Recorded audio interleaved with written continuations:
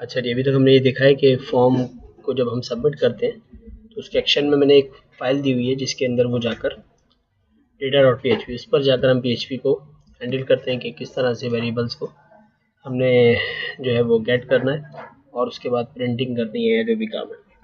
अगर हमें ये टास्क मिल जाए कि हमने फॉर्म सबमिट करना है लेकिन पेज रिडायरेक्ट नहीं करना, उसी पेज के ऊपर इस फॉर्म को, जो भी इसका डेटा उसको प्रोसेस करना है, तो कैसे किया जाएगा?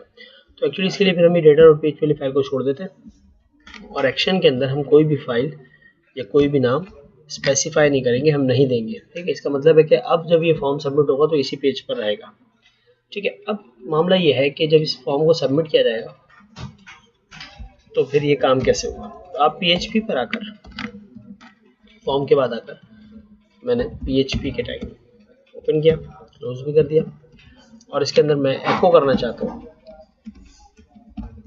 लेट्स से $_post में से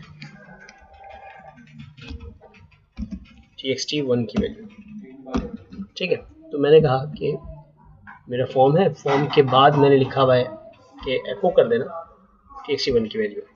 अब क्या होगा देखिए, जब हम अपने पेज पर आते हैं, उसको रिफ्रेश करते हैं तो एक एरर जनरेट हो गया कि अनडिफाइंड इंडेक्स txt1। क्या मतलब कि भाई txt1 क्या है इसको पता ही नहीं है। एक्चुअली इसलिए नहीं पता कि आपके कोड में कहीं पर भी आपने यहाँ पर डिफाइन नहीं किया हुआ कि txt1 क्या है। अभी txt1 क्यों डिफाइन नहीं हुआ हुआ? क्योंकि जब आपका फॉर्म सबमिट होगा तब इस टेक्स्ट बॉक्स की वैल्यू सेट होगी और तभी जाकर इसकी वैल्यू मिलेगी भी। इस वक्त आपके पेज को नहीं मालूम, क्योंकि पोस्ट रिक्वेस्ट तो जनरेट ही नहीं हुई। जब पोस्ट रिक्वेस्ट जनरेट कब होगी? जब आपका पेज सबमिट होगा, उसके बाद ये काम शुरू होगा। इसको रोकने का क्या तरीका है? आप इस पर कहेंगे कि इफ, अगर एक मेथड है हमारा इस सेट का मेथड क्या करता है, मैं आपको पहले ही मेथड दिखा दूं। मैं एको के अंदर इस सेट लिखता हूं।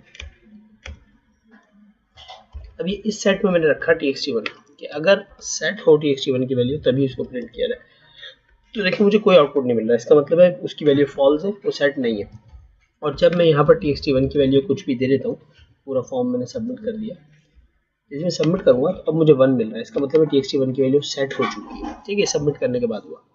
तो इसीलिए हम क्या करेंगे कि हम पूरे इस काम को जो हमने प्रोसेसिंग करनी है, इससे पहले हम लिखेंगे इफ अगर इस सेट हो क्या $_post में से। अब हमने क्या करना है कि जब वो बटन क्लिक हो तब ये काम।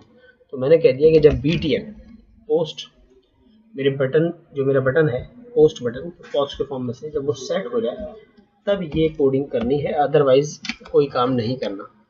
तो अब यहाँ पर मैं जब एको करूँगा $_post में से txt1 को, अब देखिए क्या होगा कि जब हम पहली बार इसको पढ़ेंगे पेज को, तो क्योंकि अभी फॉर्म सबमिट नहीं हुआ इसलिए कुछ भी प्रिंटिंग में नहीं आया और कोई एरर भी नहीं आया, क्योंकि वो फॉर्म सबमिट होने के साथ ही बाइंड है कि जब बटन की वैल्यू सेट होगी तभी प्रिंटिंग होगी। तो अभी तो बटन क्लिक ही नहीं हुआ इसलिए वो वैल्यू सेट नहीं हुई। अब मैं यहाँ से कोई वैल्यू देता हूँ, पासवर्ड देता हूँ और मैंने सबमिट किया। जैसे सबमिट किया देखिए अब आउटपुट आ गया अपना।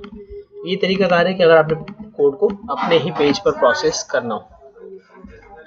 ठीक है, तो अब हम क्या करेंगे कि जो डेटा हमने data.php पे रखा था वो सारा का सारा कोड में उठाकर लेट्स, और इसको मैं अपने इंडेक्स वाले पेज के अंदर इस सेट के अंदर ही रख देता हूँ। तो वही फंक्शनलिटी जो data.php पर परफॉर्म हो रही थी, अब वो मेरे पास यहीं पर परफॉर्म हो रही होगी। कुछ भी कर सकते हैं हम इसके अंदर।